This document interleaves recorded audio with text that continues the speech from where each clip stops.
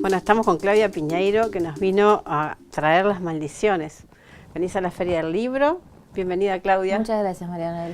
Qué difícil es separar la realidad de la ficción en general, pero es un poquito más difícil en política, parece.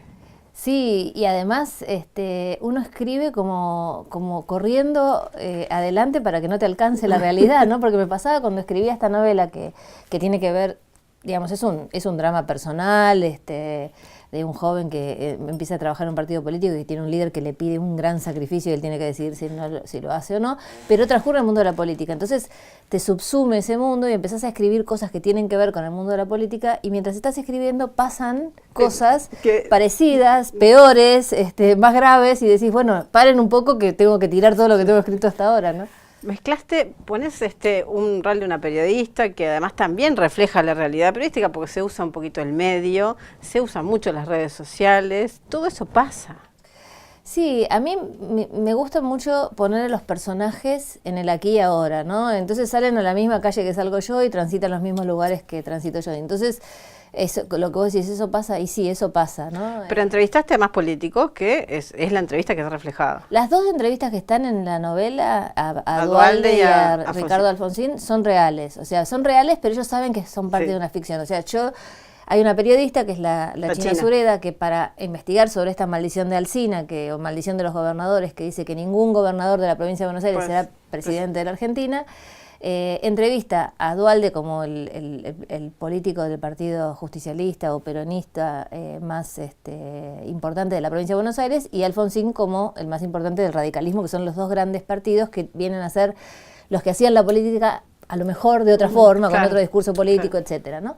Y a los dos yo los entrevisté como si fuera la China Sureda. Ellos sabían que iba a ir a una novela, pero me responden desde la verdad. O sea, las preguntas son sus respuestas con qué piensan acerca de las maldiciones en la política, qué piensan acerca de la magia en la política, y qué piensan acerca de dividir la provincia de Buenos Aires, que es el proyecto que tiene el protagonista de la novela. El pragma. Sí. Te iba a decir que hay dos cosas que la sacaste o son solo tuyas, que es lo de la maldición de Alsina. ¿Existió? ¿Existe? Sí, hay un mito y está documentado en algunos lugares, pero yo no sé si de verdad existió, pero lo que dice, el mito existe, que en el día de la fundación de la ciudad de La Plata, que es la capital de la provincia de Buenos Aires, La Plata es una ciudad que se funda como ciudad desde el cero, no es que había casas y armaron una ciudad, se fundó para que sea la provincia, la capital de la provincia, con todos sus monumentos, con todo su trazado de calles muy particular, tiene un trazado muy particular, con diagonales, con números que tienen que ver con determinadas cuestiones, algunos dicen masónicas, etcétera. El día de la fundación, el gobernador de la provincia de Buenos Aires, que era Dardo Rocha, ya estaba medio peleado con Roca, el presidente, le fallan, no van, lo dejan plantado, eso como hacen los políticos. Y la gente que llevaron para la inauguración, que la llevaron en trenes, cuando van a comer el asado se había podrido, no estaba el asado, se enojaron y fueron a buscar a una bruja que vivía en Tolosa, que es la ciudad al lado de La Plata, que esa ciudad sí existía. Entonces traen a la bruja va a la piedra fundacional, da 3 vueltas alrededor de la piedra en sentido contrario, orina sobre la piedra y dice: ningún gobernador de la provincia de Buenos Aires será presidente de la Argentina. Y a partir de eso ningún gobernador lo fue.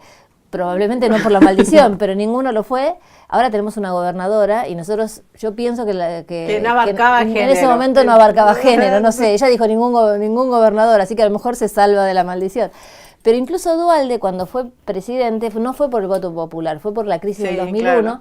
Pero hay un brujo entre comillas, de la ciudad de La Plata, que dice que él hizo el contrahechizo y que él caminó sobre piedras para que Duhalde pudiera ser... Bueno, la magia y la política, no sé si en Uruguay, pero en muchos países están muy relacionados. Franco tenía una monja a la que consultaba, que se llamaba La Bilocada porque aparecía en distintos lugares. Chávez tenía la suya, Perón tenía López Rega, Fidel Castro también. Digamos, en Latinoamérica es muy común y digamos, debe ser un lugar de mucha soledad donde si viene alguien y te dice quédate tranquilo que va a funcionar porque las runas me dijeron que va a funcionar, te debes quedar un poco más tranquilo. Sí, acá el personaje político tiene un vínculo más estrecho, digamos, con el misticismo. Hace poco hablaba Fantini acá con nosotros y decía sobre el caso Santiago Maldonado, decía: Macri se llenó de coaching, entre otras cosas, decía, eso es una síntesis para llevarlo a este tema, ¿no? Y le faltan asesores y tiene muchos coaches. Y acá aparece también la imagen del político asesorado, casi con una táctica de un publicista, o sea, absolutamente, eso es real, por eso volvemos. Es real en la Argentina y es real en Francia y es real en Estados Unidos. En Francia, Macron por izquierda también hizo una construcción desde la publicidad y el marketing, y Trump por derecha en Estados Unidos también. Y se ve en casi todos los partidos, porque incluso los partidos tradicionales han empezado a tener más herramientas que tienen que ver con el marketing y la publicidad, porque se supone que son efectivos, porque lo que se busca es que te voten, ya no se busca quizás que te crean, que el bien común, que te crean, sino que te voten. Entonces eso es más efectivo como vender un producto, que me voten, ¿no? Y algunos añoramos eso otro. Lo del caso de Santiago Maldonado realmente es una pena, que me parece a mí, ¿no? Que el presidente no haya tenido alguien que le diga la gravedad del asunto desde el momento uno, ¿no? Me parece que la gente, él debe tener muy buenos asesores en los que él cree, pero me parece que alguien desde el momento uno le tendría que haber dicho la gravedad de que que fuerzas del Estado, como es la Gendarmería, estén involucradas. No sabemos si son culpables o no, pero estaban ahí. Entonces, si estaban ahí, hay que sacarlas y empezar a investigar también ese cuerpo desde el minuto uno. No puede ser que un presidente no tenga un asesor que le diga eso. Si no tiene un asesor que le diga eso, lamentablemente fracasa la elección de los asesores, porque él tiene que tener asesores que lo hagan votar, que le digan lo que tiene que decir para que lo voten, para que sea simpático, todo eso, pero también para no cometer ese error. Y ese es un error gravísimo que le va a costar algo. Por más que ellos digan que los focus group, no sé qué, hay muchos de nosotros que no estamos conformes con la reacción que tuvo el gobierno, por más que después haya cambiado, pero no puede ser que siempre después cambie porque la gente salió a la calle. O sea, desde el minuto uno a la tribuna, al grito. Yo creo que hay un asesor que le falta, que es ese asesor, el que le diga que si desaparece una persona en democracia en la Argentina, inmediatamente, y hay fuerzas de seguridad en el sector, no sé si involucradas o no, pero estaban ahí, bueno, eso es un caso para tomar con muchísimo respeto, cuidado, y separar las fuerzas e investigar desde el momento uno. Ese asesor le falta. Claro. Ahora, vos vivís con un político, o sea que tu relación con la política también es otra, o por lo menos con un ideal de la política. Sí, es que la política a mí me gusta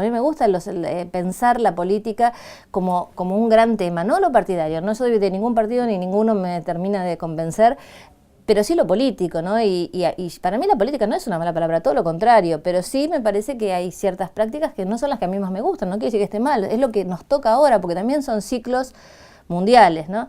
Entonces, vos decís, yo vivo con un político, pero es un político de otra época, probablemente más cercano a lo que piensa Adolfo de la política en esta novela, que es el tío radical.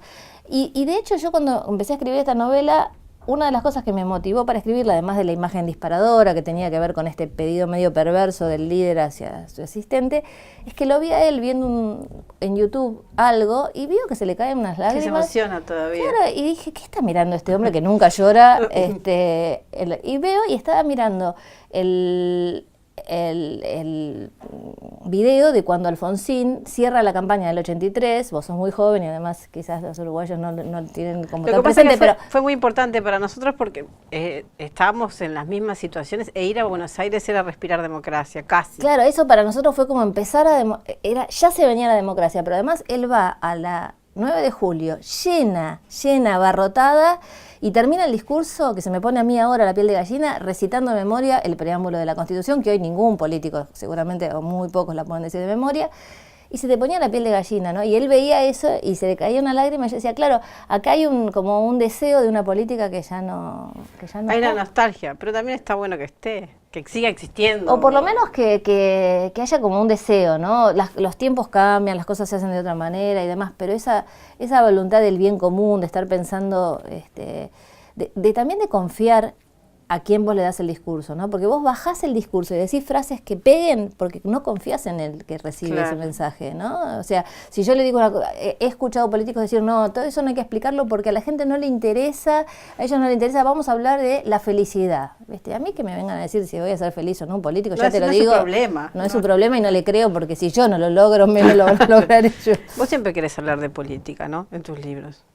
En el fondo hay una mirada política siempre, porque Las viudas de los jueves o Betty Boo son libros que tienen una mirada política. ¿Y en qué estás trabajando ahora, que además de disfrutar del éxito y de las repercusiones de este libro? Estoy con algo en la cabeza para la próxima novela, pero no empecé a escribir porque estoy escribiendo un guión para una película que me contrataron para escribir y eso me tiene muy subsumida. Recordame, Claudia, ¿cuándo estás en la Feria del Libro? Estoy mañana a las 8:30 con Débora Friedman. Bueno, muchas gracias por venir. Gracias.